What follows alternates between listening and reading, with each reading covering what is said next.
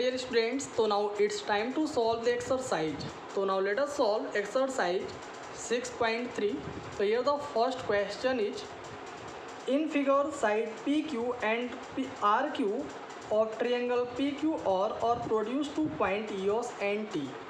करा ये जो ट्रायंगल PQR दिया है, हाँ इसमें PQ और QR को ES और T पॉइंट तक प्रोड्यूस किया गया, यानी PQ को ES पॉइंट तक प्रोड्यूस किया गया है, हाँ, और QR को T पॉइंट तक प्रोड्यूस किया गया है। फिर कहा गया इफ़ एंगल ESPR, अगर ESPR ये एंगल 135 है एंड एंगल PQT 110 डिग्री और एंगल PQT ये जो दिया है अगर ये 110 है तो फाइंड PRQ, तो हमें PRQ ये एंगल फाइंड करना, ये एंगल क्या है, व्हाट इज़ द एंगल, हाँ what is the measure of this angle, इस एंगल का मेजर हमें फाइंड करना। तो बहुत ही इजी है, देखते हैं कैसे सॉल्व करेंगे। अगर हम पहले इस एंगल की बात करें तो आपको पता है ये जो PQ साइड है वो ES तक प्रोड्यूस किया गया है, हाँ, और यहाँ एक्सटीरियर एंगल आपका 135 डिग्री का बन रहा है। तो अगर हम बात करें इस एंगल और इस एंगल की तो आप इन दोनों को लीनियर पेयर कह सकते हैं, क्योंकि आपका ये ESQ एक स्ट्रेट लाइन है और P इस पे एक पॉइंट है, तो ये दोनों एंगल आपके लीनियर पेयर बनाएंगे, यानी दोनों का सम 180 आएगा। तो लीनियर पेयर के बेस पे आप कह सकते हैं angle ESPR, angle ESPR plus angle QPR, यानी ये एंगल, हाँ, angle QPR equal to 180 because linear pair of angles. तो ये आपको समझ में आ गया। तो यहाँ पे जो एंगल ESPR है वो 135 गिवन है, तो हम यहाँ पे 135 रख देते हैं, तो angle QPR as it is होगा इक्वल टू 180। तो angle QPR is equal to आएगा 180 माइनस 135, तो माइनस कर देंगे, 10 से 5 माइनस होगा 5, 7 से 3 माइनस होगा 4, 170, यानी एंगल QPR आ गया 45 डिग्री, ये आपका मेजर इसका आ गया। हाँ, तो एंगल हमने QPR ये फाइंड कर लिया। अब अगर हम ये ऐसे ये भी फाइंड कर लें, जैसे ये आपका एक स्ट्रेट लाइन था तो ये दोनों आपका लीनियर पेयर बन गया। ऐसे TR की बात करें तो ये भी एक स्ट्रेट लाइन है, इस पे Q एक पॉइंट है, तो ये दोनों एंगल भी लीनियर पेयर बनाएंगे, तो इन दोनों का भी सम 180 ही होगा। तो ऐसे हम यहाँ भी लिख सकते हैं and angle PQT, angle PQT plus angle PQR is equal to 180, वही रीजन दे देंगे because linear pair of angle. तो ये एंगल दिया है 110 degree plus angle PQR is equal to 180 आ गया। तो so angle PQR is equal to 180 minus 110, minus कर देंगे, कितना आया 70 डिग्री, है ना। तो इस तरह से ये एंगल आपका आ गया 70। अब हमको ये एंगल फाइंड करना है, तो अब बहुत ही इजी वे में अब आप ये एंगल फाइंड कर सकते हैं। हाँ, तो कैसे फाइंड कर सकते हैं, यू नो वेरी वेल, बहुत ही इजी वे में अब हम इसे फाइंड कर सकते हैं। अब आप जानते हैं ट्रायंगल के तीनों एंगलों का सम कितना होता है, 180 होता है।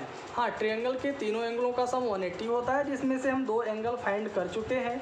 अब ये एंगल आपसे पूछ रहा था, तो इन दोनों को ऐड करके अगर हम 180 से माइनस कर देंगे तो ये एंगल आ जाएगा। तो हम लिख देंगे so angle PRQ, angle PRQ is equal to 180 minus इन दोनों का सम, यानी 45 प्लस 70, तो ये आ जाएगा 180 माइनस इन दोनों को ऐड कर लेंगे 5 और 7 और 4 11, 115 आ गया। तो अब दोनों को माइनस कर लीजिए, 10 से 5 माइनस होगा -5 आ गया, 7 7 होगा 6, 170 यानी 65 आ गया। तो the measure of angle PRQ is 65 degree. तो आई होप आपको क्वेश्चन बहुत ही अच्छे से समझ में आया होगा। Now let us see one more question. Okay dear students, so now let us see second question. Here the second question is, in figure angle X is equal to 62 degree. कह रहा है ये जो फिगर है a triangle X Y Z, इसमें ये जो एक्स एंगल है that is 62 degree. If Y O and Z O are the bisector of angle X Y Z and X Z Y respectively. कह रहा है कि ये जो वाई ओ है और जेड ओ है, ये दोनों इस एंगल एक्स वाई जेड यानी इस पूरे का ये वाई ओ बाइसेक्टर है, यानी ये एंगल एक दूसरे के इक्वल होंगे, क्योंकि वाई ओ इस एंगल का वाई एंगल का बाइसेक्टर है, तो ये एंगल और ये एंगल एक दूसरे के इक्वल हो गया।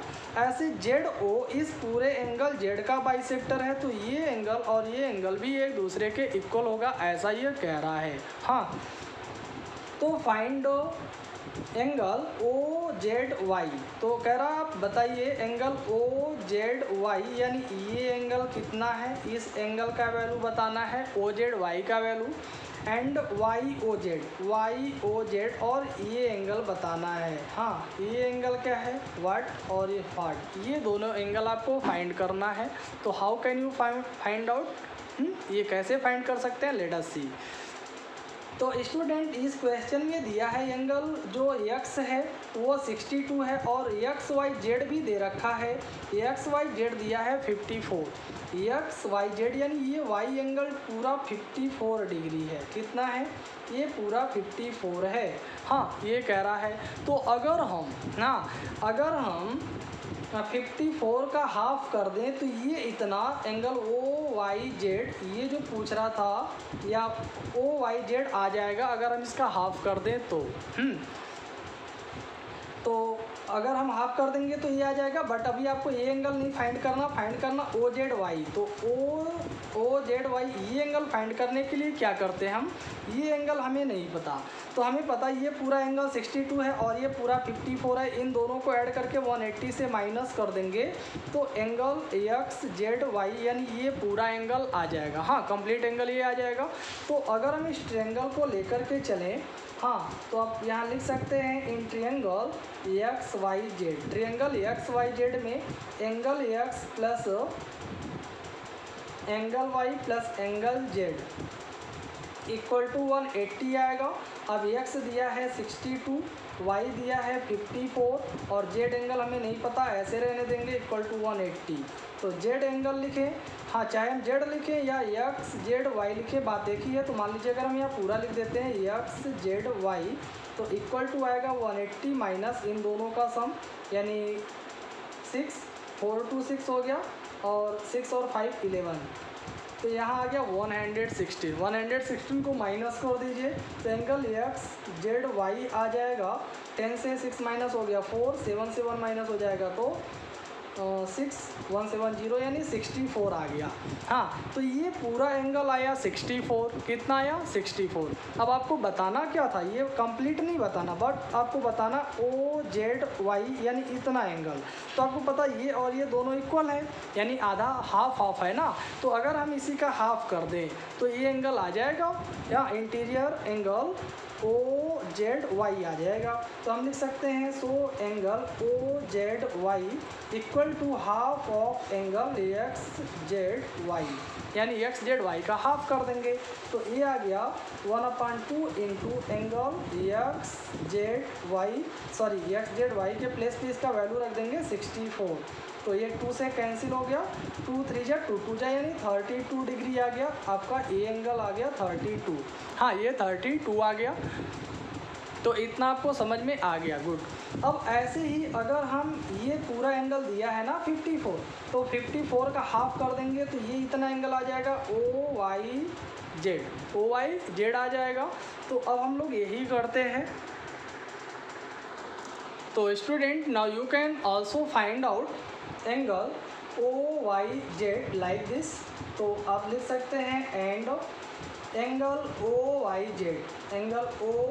Z equal to half of angle X Y Z, यानी एक्स वाई जेड का हाफ कर देंगे तो ये एंगल आ जाएगा। हाँ, तो यहीं पे हाफ कर देते हैं तो हाफ इंटू ये 54, तो 2 2 जा 4, 2 7 जा 14, यानी ये आ गया 27 डिग्री। ये कितना आया 27 और ये है 32। अब ये एंगल हमें फाइंड करना, तो अब आपको पता है OYZ is also a triangle, ये भी एक ट्रायंगल है। तो इन दोनों को ऐड करके 180 से माइनस कर देंगे तो एंगल YOZ या ZOY आ जाएगा, है ना। तो अगर हमको एंगल YOZ फाइंड करना तो इन दोनों को ऐड करके माइनस कर देना होगा। तो हम लिख देंगे so angle YOZ equal to हो जाएगा 180 माइनस 27 प्लस 32।